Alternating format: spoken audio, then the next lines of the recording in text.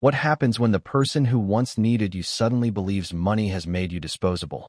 When one phone call turns a shared life into a threat? And when pride speaks louder than love, not knowing it's about to wake the wrong side of the story? The call came in the middle of the afternoon. No warning. No missed calls before it. Just her name lighting up the screen. I almost didn't answer. Lately, every conversation with her felt sharp, short, different. I picked up anyway. I just inherited millions, she said. No hello. No pause. Her voice was loud, excited, almost shaking. Pack your things. Get out of my house. For a moment, I thought it was a joke. A bad one. What? I asked. You heard me, she snapped.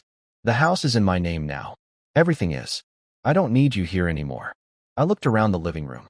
The couch we picked together. The table we argued over for weeks before buying. Since when? I asked. Since today, she said. My aunt passed. Left everything to me. Lawyers confirmed it this morning. There it was. Not sadness. Not shock. Just power. New and loud. So this is how you tell me? I asked. Over the phone. I didn't want a scene, she replied. Just be gone when I get back. Something in her tone told me this wasn't about the money. The money just gave her permission. Did I do something wrong? I asked. She laughed. Not happy. Not cruel. Just careless. You didn't do anything right, she said. You're comfortable. That's your problem. The line went dead. I sat there for a long time. Not angry. Not broken.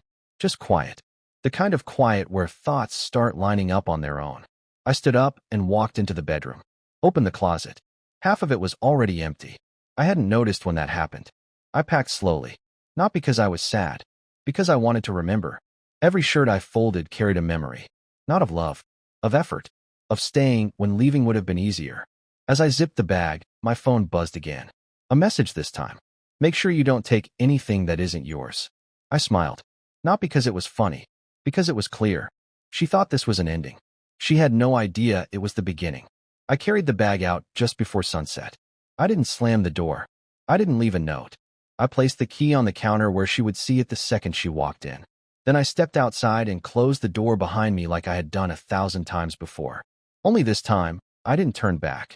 I spent the night at a cheap hotel near the highway. The kind of place where no one asks questions.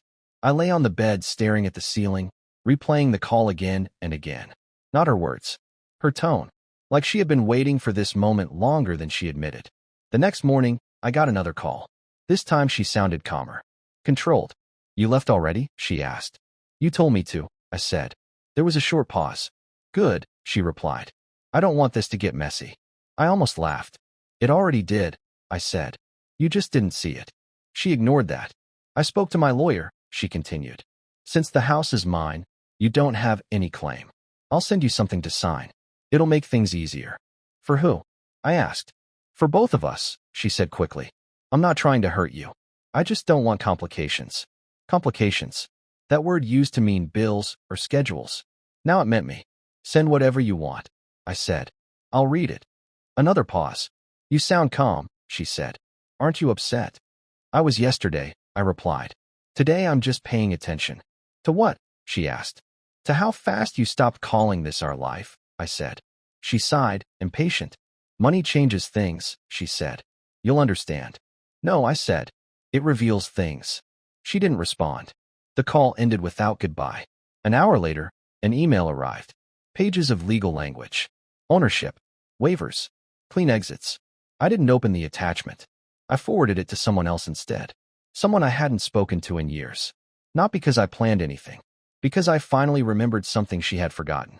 I wasn't helpless. I was just quiet. By evening, my phone buzzed again. A text this time. Why did my lawyer say your name sounded familiar? I stared at the message for a long moment. Then I typed back. Because you never asked what I did before I married you. 3 dots appeared. Disappeared. Appeared again. I turned the phone face down and leaned back in the chair. For the first time since the call, I felt it. Not fear. Not loss. Control. And somewhere across town, in a house she now called hers, a different kind of silence was starting to settle in. She showed up the next morning without calling first. I opened the door before she knocked. Her confidence was still there, but it wasn't loud anymore. It felt rehearsed, like she had practiced being calm in the car. We need to talk, she said. I stepped aside and let her in. She paused for a second, looking around the small apartment. Simple, clean, nothing extra, no signs of panic. That seemed to bother her more than I expected. You moved fast, she said. I didn't move, I replied. I adjusted. She crossed her arms. My lawyer says you might have some leverage, she said. I don't understand how. I poured myself coffee and didn't offer her any. That makes two of us, I said. She exhaled slowly. Let's not do this the hard way, she said. We can be adults. We stopped doing that when you told me to get out of my own life, I replied. Her jaw tightened. I didn't mean it like that. You meant it exactly like that, I said. You just didn't think it would echo. She walked closer. If this is about money, I can help you, she said. You don't have to struggle. That was the moment I knew she still didn't get it. I never needed your money, I said. I needed your respect. She looked away. You're being dramatic. I smiled slightly. You used to say that whenever you were uncomfortable. Silence stretched. Then she spoke again, slower now. Why did you forward the papers to someone else? She asked. Because I wanted you to learn something before I explained it, I said. Her phone buzzed in her hand. She glanced at it, then froze. Her face changed. Not fear yet. Confusion. They're saying the inheritance isn't as clean as I thought, she said. There are conditions. I nodded. There always are. She looked up sharply. You knew? I suspected, I said. Your aunt didn't trust people who rushed decisions. Her voice dropped. Why would you know that? I took a sip of coffee. Because I helped her years ago, I said. When no one else did. Her eyes widened. Helped her how? That part, I said, setting the cup down, is what your lawyer is about to explain. Her phone buzzed again. This time she answered it. She didn't speak much. Just listened. Her grip tightened with every second. When she ended the call, she looked smaller. They're saying the house isn't fully mine yet, she whispered. And the money is tied up. For now, I said. Yes. She swallowed. What does this have to do with you? I met her eyes. Everything, I said. Because the person who decides whether those conditions are met is me. Her breath caught.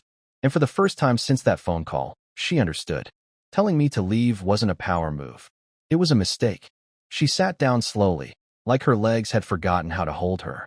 You're lying, she said, but her voice didn't believe it. I wish I was, I replied. It would have made things simpler. She rubbed her hands together. My aunt barely talked about you, she said. She said you were polite, quiet. She noticed quiet people, I said, especially when they didn't ask for anything. Her phone buzzed again. She didn't answer this time. They're saying I can't sell the house, she said. Not yet. And the money comes in pieces. Years, not months. I nodded. She didn't like sudden change, I said. She believed money showed who people really were. Her eyes filled. Then why give it to me at all? Because she wanted to test you, I said. And she wanted someone watching. She looked up sharply. Watching? She asked me to, I said. A long time ago. Not to control. Just to observe. To step in if things went wrong. Her voice cracked. So this whole time you knew? I knew possibilities, I said. Not outcomes. You chose those. She shook her head. You let me throw you out. I wanted to see how far you'd go, I said. And you didn't disappoint. Tears finally fell. I didn't mean it, she whispered. I was scared. I felt powerful for the first time. I know, I said. That's why she was careful. She stood suddenly. Can we fix this? She asked. I didn't mean what I said. I was angry. I was overwhelmed. I stood too. You meant enough? I said. Enough to say it. Silence settled between us. Heavy. Honest. What happens now? She asked. Now. I said. Now I step away.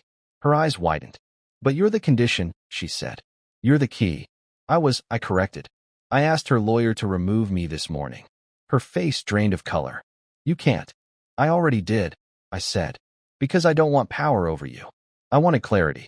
She stared at me like she was seeing me for the first time. So you're walking away again? No, I said. This time I'm choosing. She reached out, then stopped herself. Was any of this real? She asked. Us. It was, I said. Until money spoke louder than love. She nodded slowly, defeated. I thought wealth would change my life. It did, I said. Just not the way you planned. She left a few minutes later. No shouting. No threats. Just a quiet closing door. I sat back down and looked around the room. Nothing fancy. Nothing borrowed. Everything earned. My phone buzzed. A message from her lawyer confirming the change. Done. Final. Outside, the city moved on like it always does. Inside, I felt lighter than I had in years. She inherited millions. I inherited my peace. And that was worth far more than any house she could ever own.